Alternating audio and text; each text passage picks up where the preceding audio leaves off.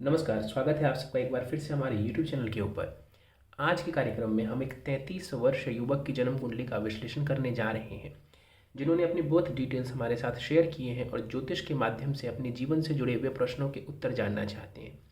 साथ ही साथ चाहते हैं कि मैं इनकी कुंडली का पूर्ण विश्लेषण करूँ।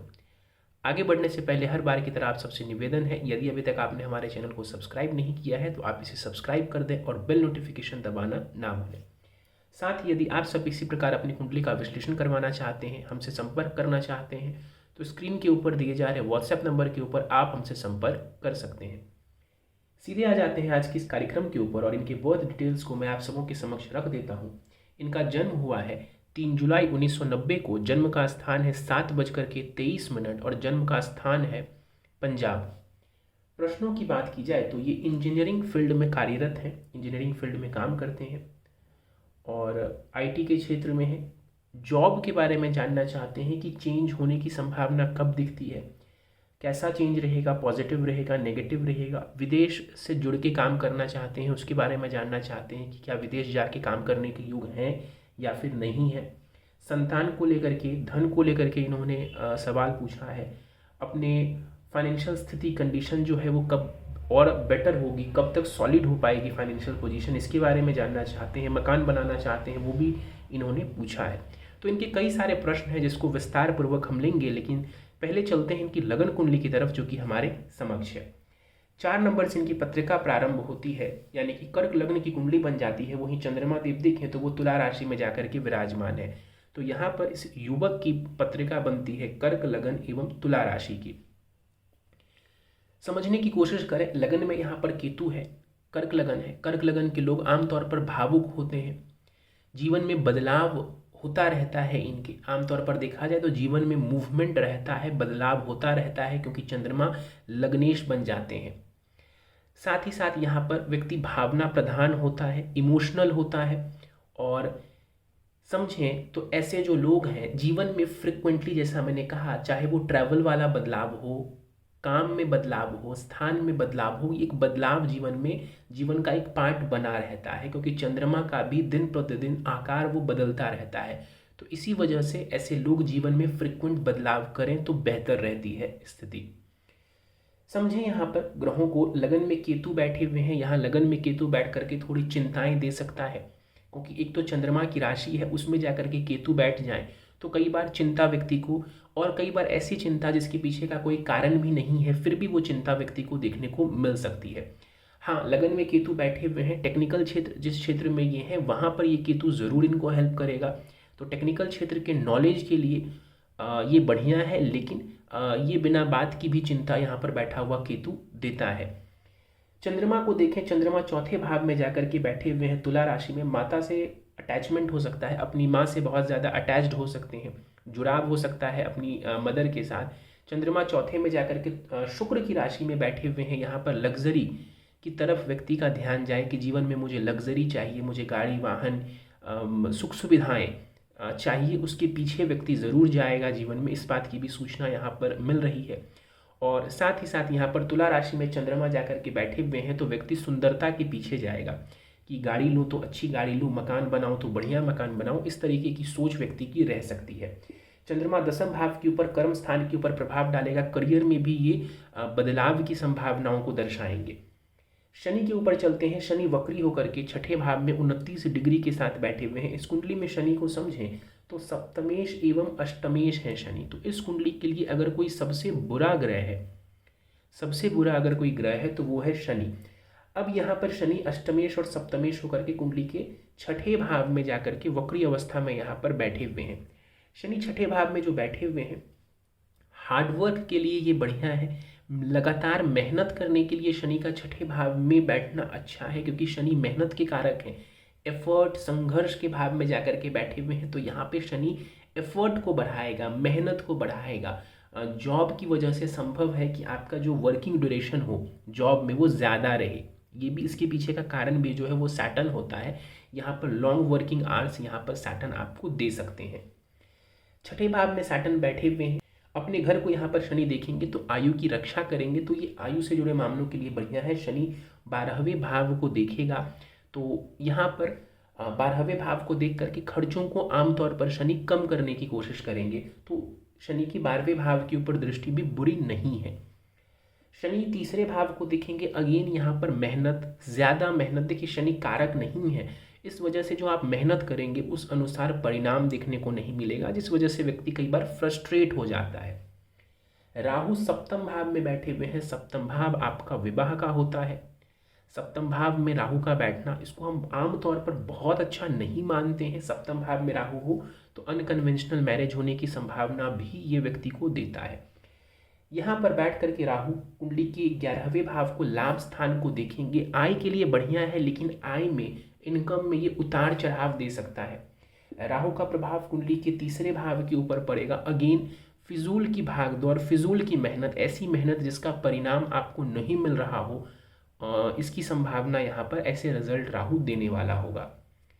मंगल की बात कर लेते हैं। मंगल यहाँ पर कुंडली के 9वें भाव में बैठे हुए हैं। इस कुंडली का सबसे अगर कोई शुभ ग्रह है, सबसे ज़्यादा अगर कोई योग कारक जिसको कहते हैं, सबसे ज़्यादा शुभ ग्रह जो आपको हमेशा अच्छे रिजल्ट्स प्रदान करेगा, अच्छे ही रिजल्ट्स केवल प्रदान करेगा, वो है मंगल। मंगल इस कुंडली में पंचमेश भी है और कर्मेश भी है, जाकर के भाग्य भाव में बैठे हुए हैं, तो भाग्य को ये बढ़ाने का काम करेगा मंगल। करियर के लिए मंगल का 9वें भाव में बैठना बढ़िया है। पिता के साथ संबंध के लिए, पिता से संबंधित सुखों के लिए भी मंगल का 9वें में बैठना पॉजिटिव माना जाएगा। 9वें में मंगल का बैठना करियर से जुड़े मामलों के लिए, इसको मैं विशेष रूप से अच्छा बोलूँगा कि जो भाग्य है वो सहयोग करेगा करियर के मामले में। यहाँ पर बैठ कर के मंगल विदेश भाव को देखेंगे, विदेश लेकर के जा सकते हैं मंगल देवता। तीसरे भाव के ऊपर मंगल का प्रभाव, ये मंगल अपनी दशा इसकी चलती है तो वहाँ पे एफर्ट्स करवाएंगे, मेहनत करवाएंगे और उसका आपको पॉजिटिव रिजल्ट मिलेगा। जैसे मैंने शनि में बोला कि वो भी मेहनत करवाएंगे, अंतर क्या है कि शनि अकारक है तो वो रिजल्ट नहीं दे पाएगा अच्छे, लेकिन यहाँ पर मंगल ने अगर मेहनत करवाई अपनी दशा में तो वो पॉजिटिव रिजल्ट आपको देंगे। मंगल चौथे भाव के ऊपर अपना प्रभाव देंगे तो ये प्रॉपर्टी के सुख के लिए अच्छा होता है। मंगल जो है वो भूमि का कारक है, तो भूमि से जुड़े सुखों के लिए मंगल का कुंडली के चौथे भाव को देखना प्रॉपर्टी संबंधित सुखों में वृद्धि करने वाला होगा। शुक्र लाभ स्थान में बैठे हुए हैं, लाभेश जो शुक्र है वो लाभ स्थान में बैठे हुए हैं, ये बढ़िया है, लाभ बना रहे उसकी संभावना यहाँ पर शुक्र दर्शा रहे हैं। हालांकि राहु की वजह से मैंने कहा था कि थोड़ा उतार चढ़ाव हो सकता है, लेकिन शुक्र की स्थिति यहाँ पर मजबूत है, बली है, तो ये एक पॉजिटिव स्थिति है, बढ़िया स्थिति है। तो यहाँ पर जो शुक्र बैठे हुए हैं ये चौथे भाव के भी स्वामी हैं, तो जो भी मकान वगैरह कभी बनाएंगे बढ़िया बनाएंगे, इसकी संभावनाओं को भी शुक्र यहाँ पर दर्शा रहे हैं। पंचम भाव के ऊपर जो शुक्र का प्रभाव है ये बढ़िया है, आपकी शिक्षा में इस शुक्र ने आपको हेल्प किया होगा और आने वाले समय में संतान के साथ भी चीज़ों के लिए ये पॉजिटिव है। 12वें भाव को देखें हम तो 3 ग्रह हमें 12वें भाव में नजर आ रहे हैं, गुरु, बुध और सूर्य। यहाँ पर बुध और गुरु कुछ हद तक पूर्णतया तो नहीं, लेकिन कुछ हद तक विपरीत राजयोग बना रहे हैं। खास करके बुध यहाँ पर विपरीत राजयोग की स्थिति बना रहा है। शनि भी कुछ हद तक ही विपरीत राजयोग बना रहा है, पूर्णतया नहीं बना रहा। बुध की बात कर लेते हैं। बुध यहाँ पर 17 डिग्री के साथ है, अस्त है। 26 डिग्री का गुरु है, वो भी अस्त है। क्यों अस्त है? क्योंकि सूर्य भी इसी भाव में 17 डिग्री के बैठे हुए हैं, तो बुध यहाँ पर पूर्णतया अस्त हो रहे हैं।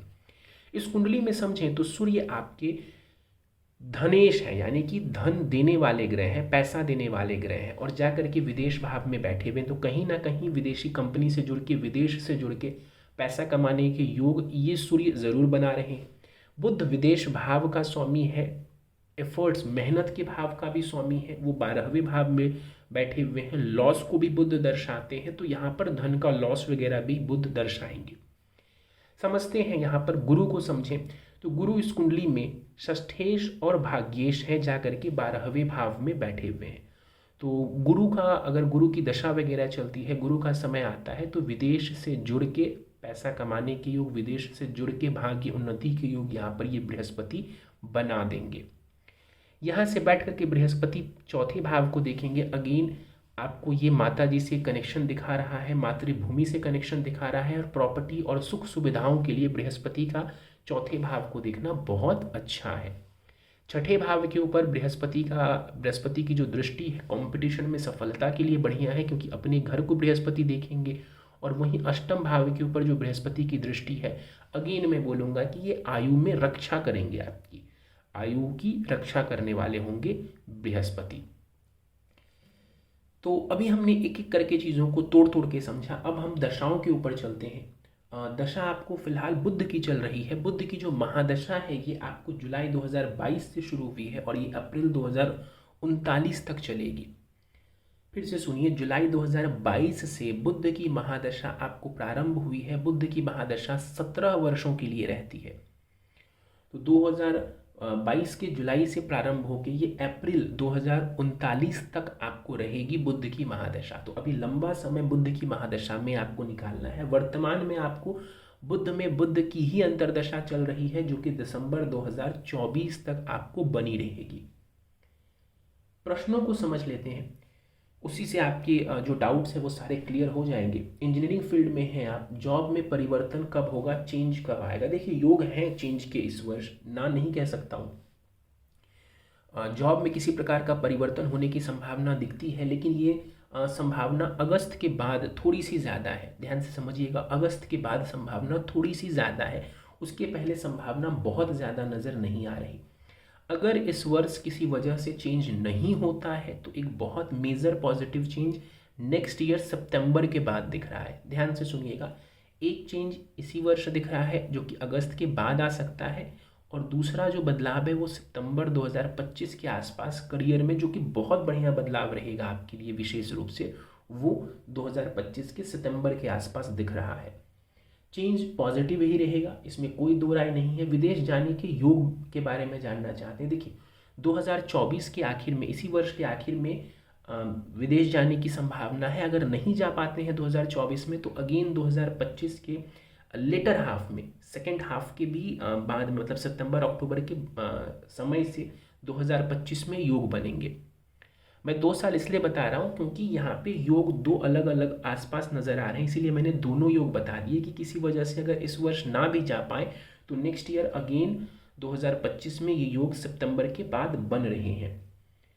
क्या विदेश में रहने के योग हैं? ये बहुत इंपॉर्टेंट सवाल है। देखिए, इस कुंडली से मुझे क्या दिखता है कि पूर्ण रूप से आपका भारत से कनेक्शन या आपकी मातृभूमि से कनेक्शन नहीं छूटेगा।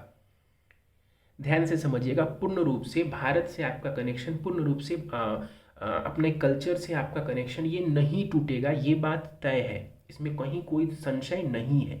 हाँ, विदेश में रहना चाहते हैं कुछ समय के लिए, विदेश जाके पैसा कमाना चाहते हैं, वहाँ जा कर के थोड़े समय के लिए अर्न करना चाहते हैं, कोई दिक्कत नहीं है। जो बुध की दशा है ये आपको सपोर्ट करेगी विदेश जाकर के धन कमाने में। तो विदेश में रहने के योग ज़रूर है, लेकिन अगर आप परमानेंट सेटलमेंट अगर पूछना चाह रहे हैं, परमानेंट सेटलमेंट के योग हैं, तो मैं बोलूँगा कि उसमें आपको परेशानी आएगी, क्योंकि मुझे पूर्ण रूप से भारत या मतलब जो भी आपकी मातृभूमि है वो छूटती हुई नहीं दिख रही है। तो इस बात को ध्यान में रखिएगा। इन्होंने पूछा है अगर चेंज नहीं है तो अभी जॉब में जो भी स्थिति चल रही है ये स्थिति कब तक रहेगी। इन्होंने लिखा है कि सेटिस्फैक्शन नहीं मिल रहा है फिलहाल जॉब में इनको, तो ये ऐसा कब तक रहेगा। देखिए, अगस्त तक तो मैं बिल्कुल भी आपको कोई रिलीफ की वो नहीं दे पाऊंगा। एक तो अगस्त में है और दूसरा अगले वर्ष भी सितंबर के आसपास जाकर के चीज़ों में बदलाव ज़रूर होने की संभावना दिखती है। तो 2 टाइम फ्रेम मैं आपको दे रहा हूँ क्योंकि दशाएं ही वैसा मुझे बता रही है, कंफ्यूज करने के लिए नहीं।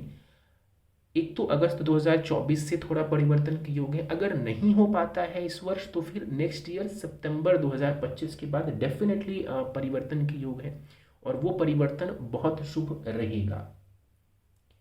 संतान होने के योग कब दिख रहे हैं? विवाह दिसंबर 2020 में हुआ, देखिए संतान होने के योग 2025 के एंड से दिख रहे हैं।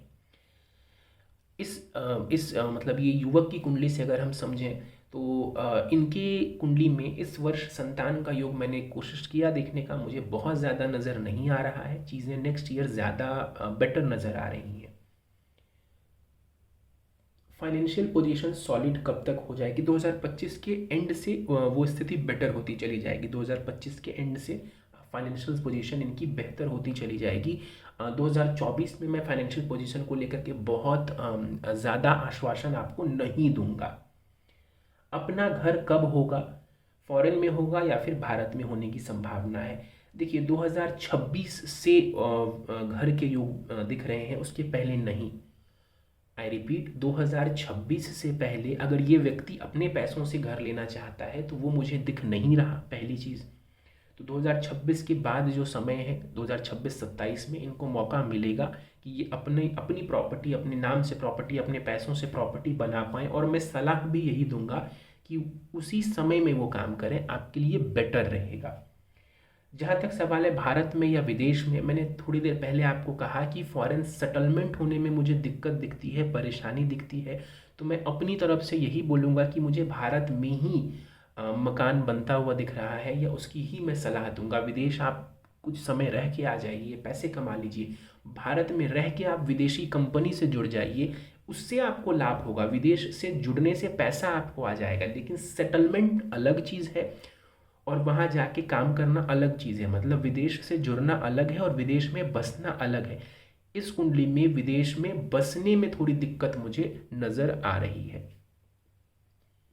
आना जाना लगा रह सकता है, अगर आप ये भी जानना चाह रहे हैं आना जाना लगा रहे, यस ये पॉसिबल है। इसीलिए मैंने कहा आपको कि भारत पूर्णतया छूटता हुआ मुझे नहीं दिखता। ये पॉइंट आप याद रखिएगा।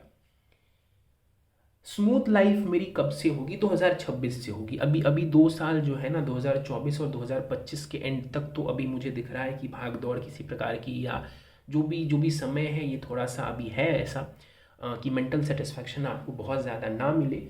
तो स्मूथ लाइफ जो आप कह रहे हैं, हाँ 2026 से मैं ज़रूर आपको बोलूँगा कि चीज़ें बेटर होंगी और स्मूथ होनी शुरू हो जाएंगी।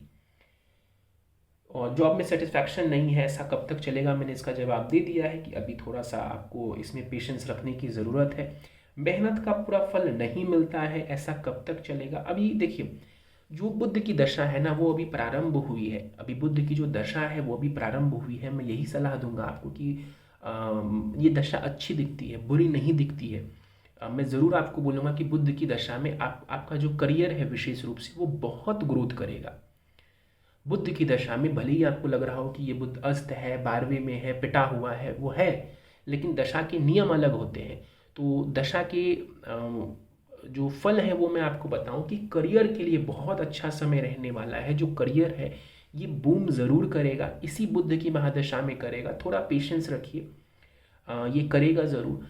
2024 के अगस्त से नहीं तो सितंबर 2025 से बहुत पॉजिटिव मुझे वो संभावनाएं नज़र आ रही हैं करियर से जुड़े मामलों में कोई बड़ा लाभ मिलने की।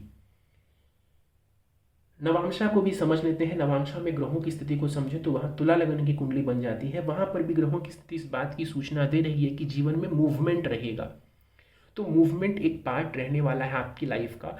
कहने का मतलब है कि कोई ना कोई बदलाव हमेशा ही आप चाहेंगे, उससे ही आपको मन में संतुष्टि मिलेगी। एक जगह पे टिक करके रहेंगे तो कहीं ना कहीं खुद को आप फंसा हुआ महसूस करेंगे। तो कहीं ना कहीं साल 2 साल 1.5 साल में किसी प्रकार का चेंज अगर आप करते हैं तो ये आपके मेंटल सेटिस्फैक्शन के लिए भी पॉजिटिव रहेगा। तो एक मूवमेंट लाइफ का पार्ट आप बना सकते हैं। ट्रैवल करने से, जर्नी करने से, इससे भी आपको लाभ रहेगा। तो ट्रैवल और जर्नी किया कीजिए, अगर संभव है तो घूमने फिरने भी जाएंगे तो इससे भी कहीं ना कहीं आपको मानसिक तौर पर चीज़ें अच्छी रहेंगी आपके लिए। इसके अलावा नवमांश में ग्रहों को समझें तो अच्छी स्थिति है, ग्रहों की कोई बुरी स्थिति नहीं है। बुध ज़रूर नीच के नज़र आ रहे हैं नवमांश में, लेकिन उससे कोई खास दिक्कत नहीं होने वाली है। कोई खास दिक्कत बुध के नवमांश में नीच होने से नहीं होने वाली है, तो कोई टेंशन की ज़रूरत नहीं है। अच्छा समय आने वाला है, करियर के लिए मुझे पॉजिटिव दिखती है ये दशा। थोड़ा बस पेशेंस रखने की आवश्यकता है। उपाय को समझ लेते हैं।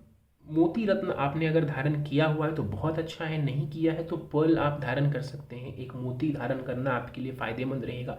7 से ऊपर रत्ती का आप इसको धारण करिए, 7.25 रत्ती के आसपास या इससे ऊपर, फ़ायदा रहेगा आपको।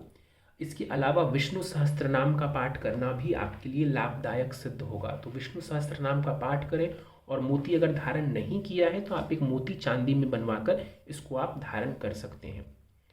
चलिए, तो दोस्तों ये था इस 33 वर्ष युवक की जन्म कुंडली का विश्लेषण। उम्मीद है आपको हमारा यह विश्लेषण का कार्यक्रम पसंद आया होगा। कार्यक्रम पसंद आया तो आप इस वीडियो को लाइक करें। चैनल को अभी तक सब्सक्राइब नहीं किया है तो चैनल को ज़रूर सब्सक्राइब कर दें।